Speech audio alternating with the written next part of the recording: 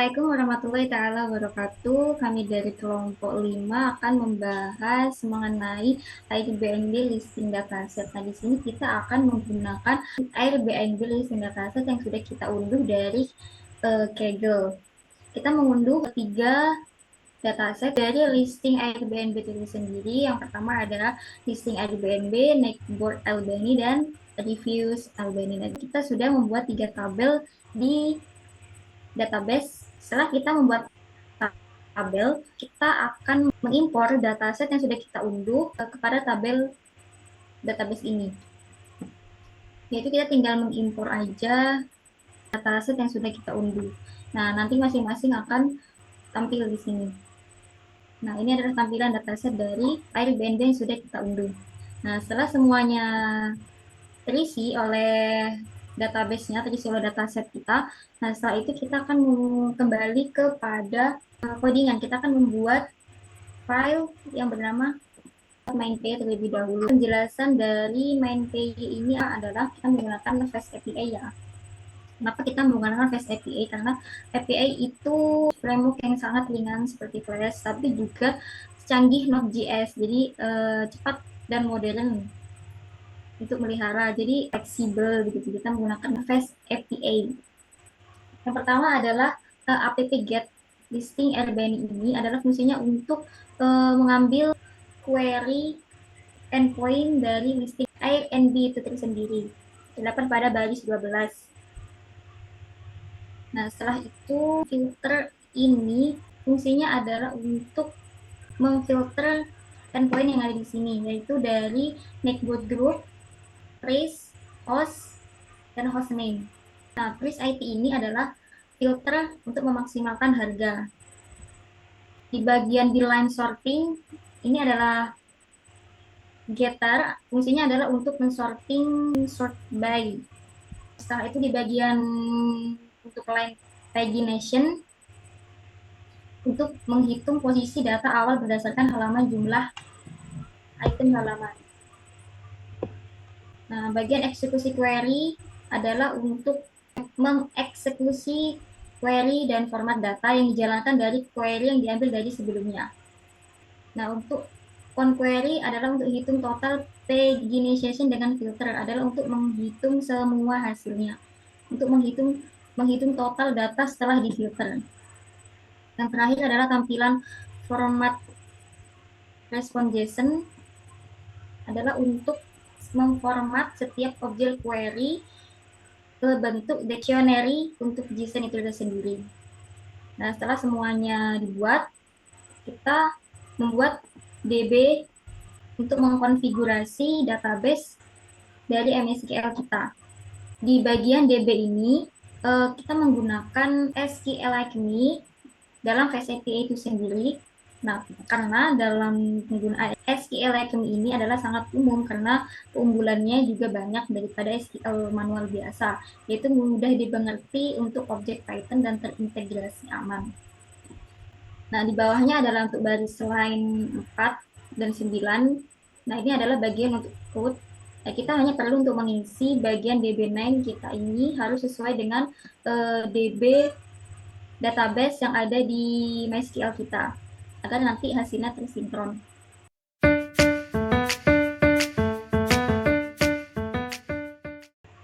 Baik, untuk selanjutnya yaitu menjalankan programnya, di mana yang pertama masuk ke Visual Studio Code terlebih dahulu, lalu di sini bisa masuk ke terminal.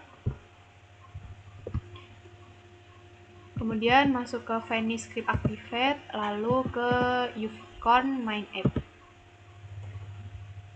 Setelah itu pastikan bahwasanya di exam ini Apache dan MySQL ini sudah running.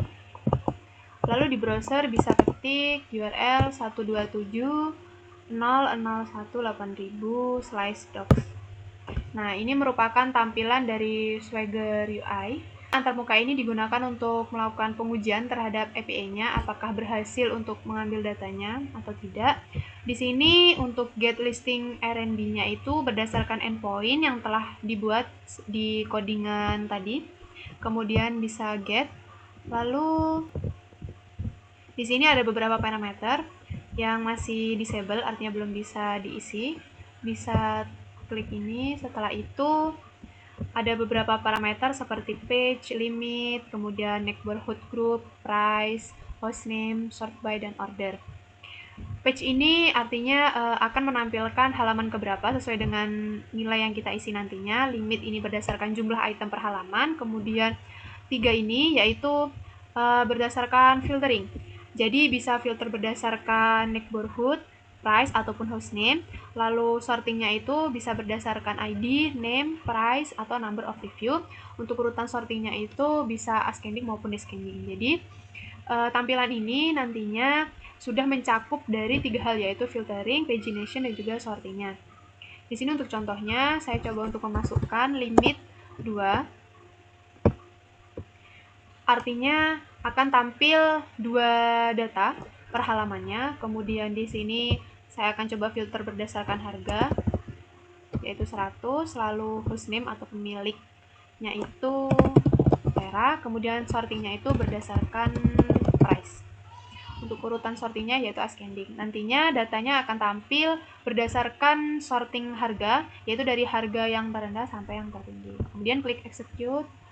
Di sini akan tampil dari data sesuai dengan filtering maupun pagination maupun sorting yang sudah tadi kita inputkan nilainya. Ada 2 data. Ada page pertama, di mana total page-nya adalah 3.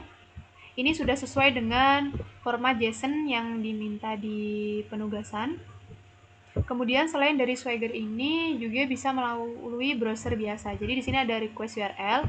Ini bisa di copy, kemudian di paste di sini. Nah, ini akan langsung tampil untuk datanya. Tapi memang Swagger UI ini memang lebih mempermudah pengguna dalam melakukan uji terhadap API-nya.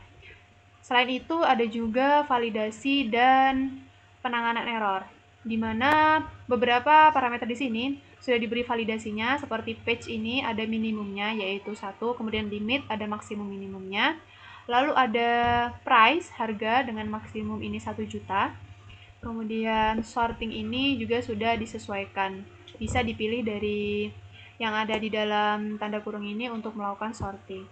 Kemudian untuk penanganan errornya itu ada 2 macam, yaitu ada kode error dengan nilai 400 dan juga 500, di mana error 400 ini itu untuk menampilkan error dari kesalahan dari pengguna itu sendiri. Jadi terdapat kesalahan input ketika pengguna salah memasukkan nilai atau terdapat kesalahan penginputan, maka kode yang tampil yaitu 400.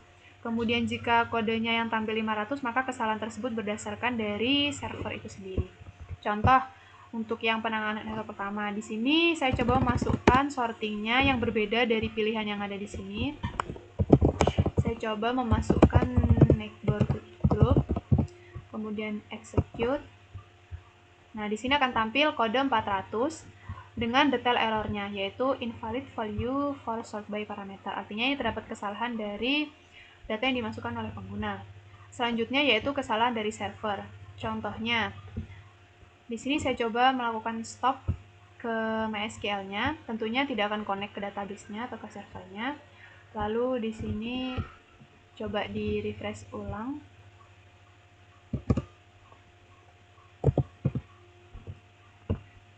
Coba untuk get ke endpoint-nya lagi, lalu execute.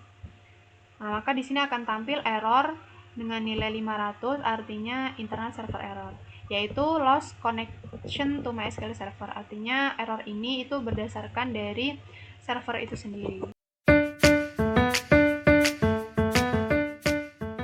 Selanjutnya, pada pengujian ini kami menggunakan Lokas karena Lokas mampu mensimulasikan pengguna secara bersamaan dengan beban realistis, lalu mudah dikonfigurasi menggunakan Python, serta menyediakan visualisasi performa secara real-time untuk mengidentifikasi bottleneck sistem secara efisien. Nah, untuk mengukur performansi endpoint listings pada sistem backend dengan proporsi tertentu, kami menggunakan script berikut. Yang pertama, ada endpoint paginasi listings. Ini dengan limit 20, tujuannya untuk menguji performansi API untuk permintaan daftar listing dengan parameter paginasi.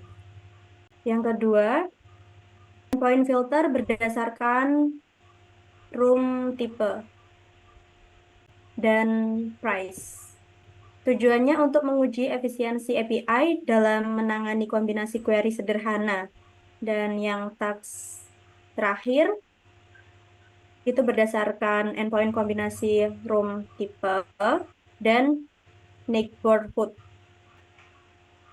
Tujuannya untuk mengukur performansi saat menggunakan kombinasi filter kompleks. Nah, ini sudah menjalankan Lukas, masuk ke pengujian Lukas menggunakan web interface.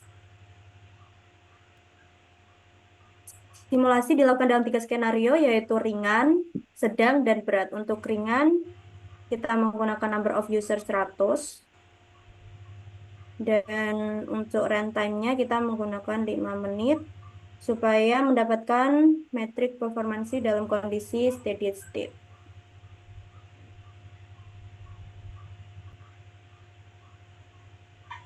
Ini sudah berjalan.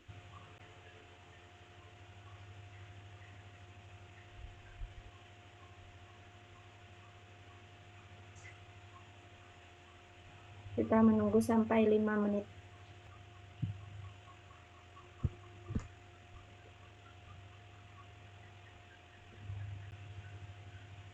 Untuk error masih belum ada.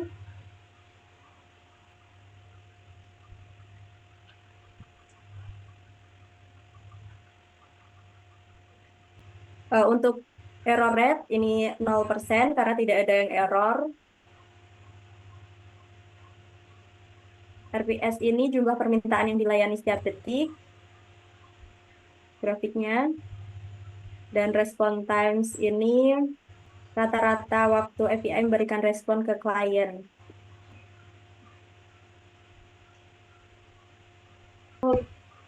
Beban sedang menggunakan number of user 300. Untuk time up-nya kita tambah menjadi 20.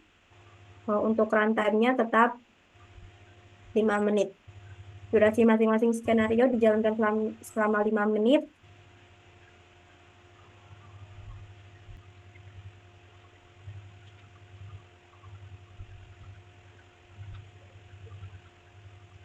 Untuk error rate masih terpantau 0.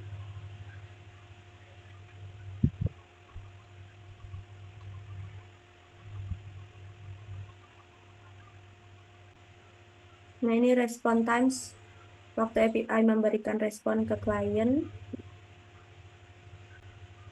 dengan number of users 300.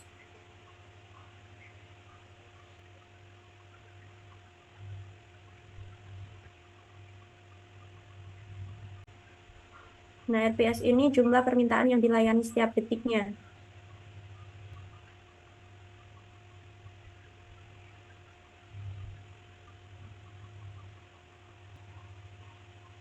Grafiknya sedikit berbeda dengan testing yang kita lakukan saat pertama kali.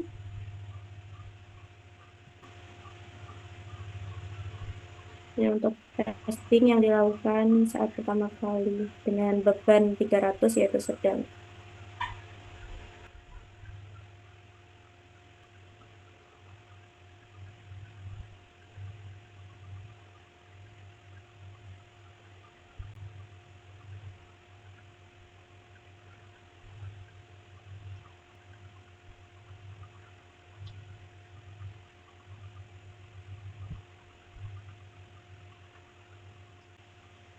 Average response times ini merupakan rata-rata waktu tanggapan server dalam milidetik untuk seluruh permintaan selama simulasi berlangsung. Semakin rendah nilai ini, semakin cepat server merespons permintaan.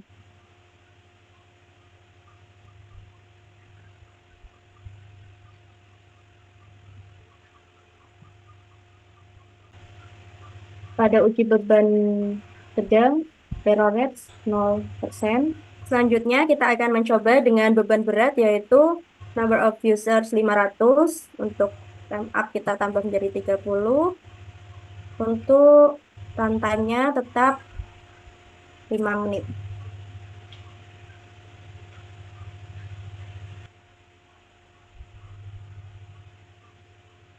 Nah, pada beban berat ini sudah ada yang error.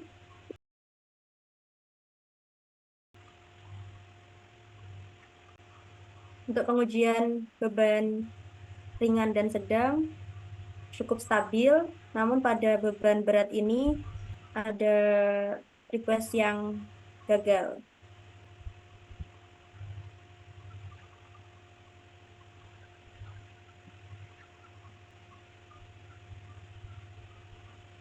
RPS request per second ini yaitu jumlah rata-rata request yang dapat diproses server dalam 1 detik selama periode simulasi. Nah, RPS ini dipengaruhi oleh kapasitas server, efisiensi kode, dan performa database. Nah, pada beban berat ini turun, menandakan sistem mulai kewalahan menangani beban.